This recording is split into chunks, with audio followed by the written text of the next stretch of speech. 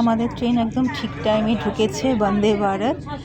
ট্রেনটা যখন ঢুকছিল মনে হচ্ছিল কতক্ষণে ট্রেনটা ঢুকবে, তারপরে সমস্ত এনজয়মেন্টগুলো শুরু হবে। আমরা রওনা দিয়েছিলাম হাওড়া থেকে বন্দে ভারত। আমাদের গন্তব্যস্থল হচ্ছে রামপুরহাট। মা তারার কাছে আমরা সদল বলে মিলে যাচ্ছি পুজো দিতে। ট্রেনে উঠে সমস্ত লাগেজগুলো আমরা সবাই লাগতে শুরু করে দিয়েছিলাম। তারপরে চলে এলো বিস্কুট, পরপর করে চাটা বেশ ভালোই ছিল, কিন্তু মুখে দেওয়ার পর তখন মনে হচ্ছিল যে কি খাচ্ছি, গরম জলের সঙ্গে কি মিশিয়ে দিয়েছিল। কিন্তু মোটামুটি ঠিক আছে, আর কি চলে যাওয়ার মতন, ঠিকঠাক আর কি যাকে বলে। তারপরে এই করতে করতে তারপরে ব্রেকফাস্ট চলে এলো।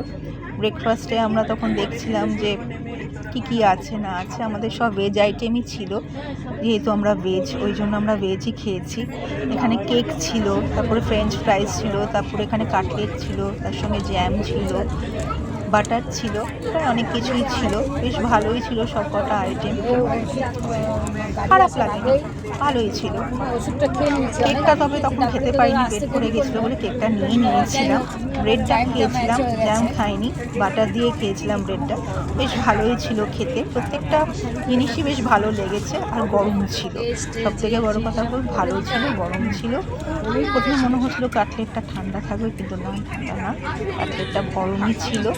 বেশ ভালো লেগেছে সব কটা জিনিস। এই করতে করতে আমরা দেখছি যে আমাদের সময় চলে আসছে, সময়ের দিকে আমরা যাচ্ছি। পুরো ট্রেন জার্নিটাই আমাদের খুব ভালো ছিল। আমাদের রামপুরহাট স্টেশন চলে এসছে, এবার নামবার সময়। পুরো ব্লগটা যদি তোমাদের ভালো লেগে থাকে তাহলে অবশ্যই লাইক আর সাবস্ক্রাইব করতে ভুলো না। টাটা।